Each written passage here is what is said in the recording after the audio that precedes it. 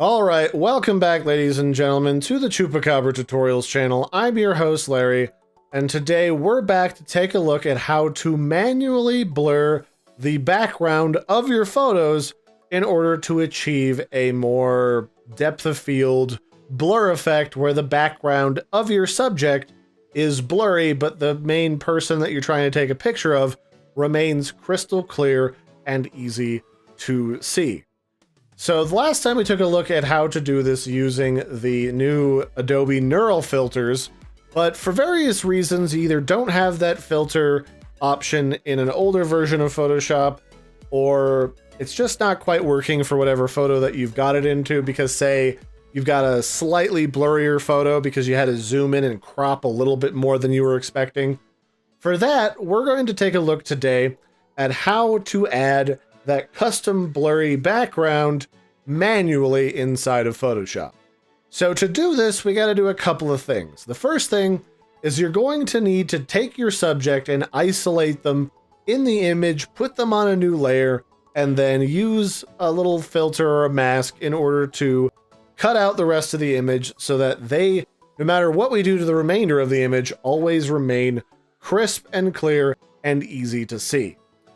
So once you've done that, and it's actually a lot simpler than it looks, we'll just pop back here, create a duplicate of our background layer, and if we hit the quick select tool, you can use things like the select subject tool, which will get you most of the way there when selecting this woman in this picture, and then you can just quickly use the lasso tool and the refine, select, and mask tools in order to clean that up, and then you'll be left with this. And then once all that's done, you'll have her nice and chopped out so that you can then proceed to blur the background. The next thing that you need to do is you need to add a slight blur so that the background looks blurry. You can do this in one of two ways. Well, actually, there's a dozen or so different ways, but the easiest way is to either use blur, Gaussian blur, or radial blur, or any crazy blur effect you want. I mean, if you're going to manually add a blur, there's no reason you can't get fancy with it. Or you can go down to the blur gallery and you can add something like a field blur, which that is way more blur than I think we need. We just need just a little bit of blur so that you can kind of make out that we're outside on a nice little river. The background is blurry, but you can still tell that those are supposed to be trees and shrubs. But it's not so blurry that it looks like we're suddenly, you know, moving through time and space at the speed of light like we're the Flash. And so from here, we need to kind of blend out what we think is going to be the foreground versus what we're going to have as the blurry background. So I'm going to sandwich my blurry layer between my subject, and I'm going to put it just in front of the standard layer. So let's just call this the background. And then this one, we don't really need to edit much, so we're going to lock that using the padlock. And then this is going to be our blur layer. All right, so that's looking good. So we've got the blur layer, and what we're going to do is I'm going to add a blank mask to the blur layer, and now we're going to start figuring out exactly where it is we want the depth of field effect to kick in. So normally when you take a picture like this, you'd probably have the focal point just on top of your subject, maybe a little bit behind them. And so in my interpretation of that, I would say the blur kicks in right around this rock that she's standing in front of. And then anything that's kind of at the level of this rock or in front of it is what we're going to be making sure is nice and sharp and crystal clear. And already this is starting to look pretty posh and believable. And then if you're trying to create the effect of like a really nice lens that can kind of add just a smidgen of blur right here in the front, because you're taking a very controlled, like literally maybe 10 feet total of like, you know, crisp, clear, precision photography. You know, you'll have just behind her and just in front of her, and then everything else will be a little bit blurry. Kind of like a tilt shift effect. So we'll just kind of blur just down here at the base of these rocks because we're not like right up on the subject. And then from here, we're going to kind of tidy it up a little bit. So one thing that happens when you're manually adding this effect as opposed to generating it with a really fancy computer or actually capturing a proper tilt shift or lens blur or, you know, shallow depth of field effect when you're there in person is you don't want things to bleed out. You want hard, crisp edges. So one of the problems we have right here is we've got this halo around this rock that is kind of blurry, kind of not, and we want that blurry edge to really butt up against the rock itself. We really want to have that nice, crisp, sharp, defined edge. Otherwise, we kind of get this effect that just looks like you've got a really crappy filter on top of whatever you're trying to take a picture of. And if there's one thing that ruins your professional looking veneer, it is having something that looks like a cheap, tacky filter that somebody on Instagram just threw on top of a perfectly good image and kind of ruined it. Then we want to make sure that any gap where you might see the background, like through her arms or through her legs or over her shoulder, you want to make sure that that's also nice and crisp. So we'll just go through here and adjust all that. And once you've kind of gotten her selected out and you've blurred the background and gotten these nice crisp lines, you're usually pretty good to go. We're really just kind of focused on this rock. It's kind of this blurry halo. We'll just make sure that all of the rock is nice and crisp right up to the edge. What you don't want is you don't want fuzzy edges where you know for sure that you want to make sure that there's nice crisp edges.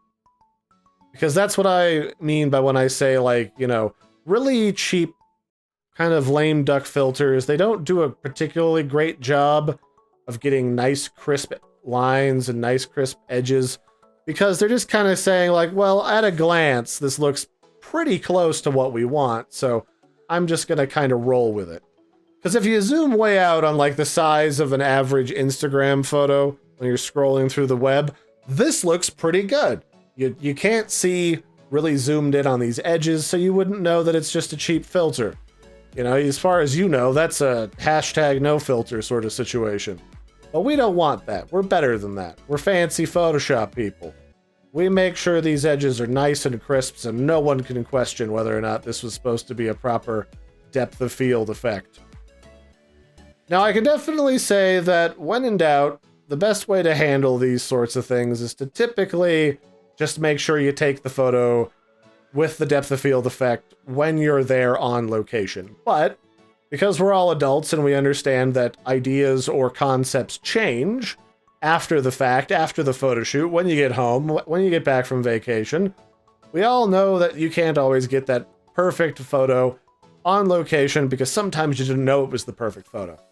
So that's why you got to make sure that you know how to edit and add those effects after the fact so they look pristine and perfect. Because with Photoshop, we can literally fix anything we want after the fact. And so the other thing is you might want to pay attention to where her hat kind of bleeds into the background. This is what I meant when I was kind of talking about how sometimes you work with really bad photos, or at least not perfect photos. So in this case, there's kind of like this weird halo of kind of off green here on the edge of her little beanie cap. That could be because there was a lot of motion and there's a slight blur on her head, or because this is just a low-res picture that's compressed and thrown up onto the web that I grabbed off of Google Images. It could be a little wonkadoo.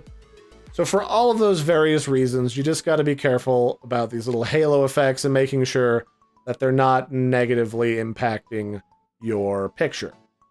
But for the most part, this is looking good. This is exactly what we want, and this is the way that you would add that sort of depth of field effect to your photos. Just isolate your subject, then add a blurry underlayer, go through and crispen up the edges just around where you think that you want to have it be crisp, where you feel like the plane of crisp detail is going to be in the image.